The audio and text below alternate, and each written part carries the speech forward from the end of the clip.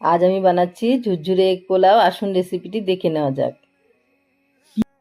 এখানে কড়াইয়ের মধ্যে আমি 3 চামচ তেল দিয়েছি।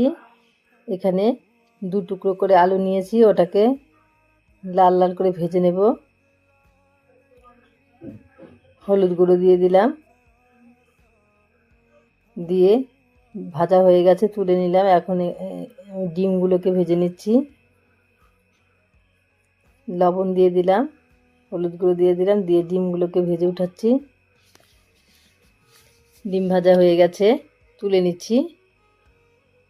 ওই তেলের মধ্যে আর একটু তেল দিয়ে দিলাম তেজপাতা দুটো, শুকনো লঙ্কা, গোটা জিরে দিয়ে ফোড়নটাকে ভালো করে ভেজে নিলাম।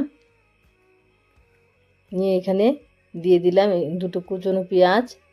পেঁয়াজটাকে আমি ভালো করে ভেজে নিচ্ছি। দেখতেই পাচ্ছেন পেঁয়াজটা লাল লাল করে ভেজে নিয়েছি। দিয়ে দিলাম আদা বাটা আর রসুন বাটা। দিয়ে দিলাম গোবিন্দভোগ চাল,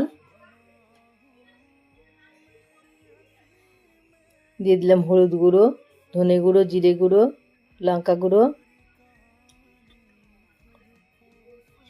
হলুদ গুঁড়ো সব দিয়ে দিলাম লবণ দিয়ে আবার নাড়াচাড়া করে ভেজে নেব। ভালো করে নেড়ে চেড়ে এর মধ্যে দিয়ে দিলাম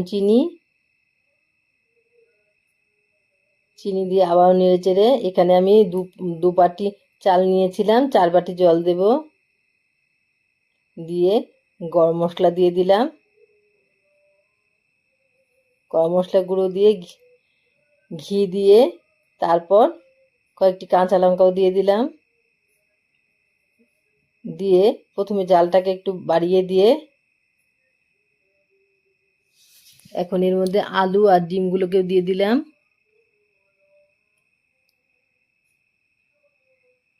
দিয়ে ঘি দিয়ে দিলাম, দিয়ে ভালো করে নেড়ে চেড়ে দিলাম, দিয়ে ঢাকা দিয়ে দিলাম। প্রথমে আঁচটাকে বাড়িয়ে দিলাম, তারপর কমিয়ে দিয়ে ঢাকনাটা সরিয়ে নিলাম। নিয়ে একদম কম জালে 5 থেকে 7 মিনিট জাল দিলেই তৈরি হয়ে যাবে ঝুরঝুরে এগ পোলাও।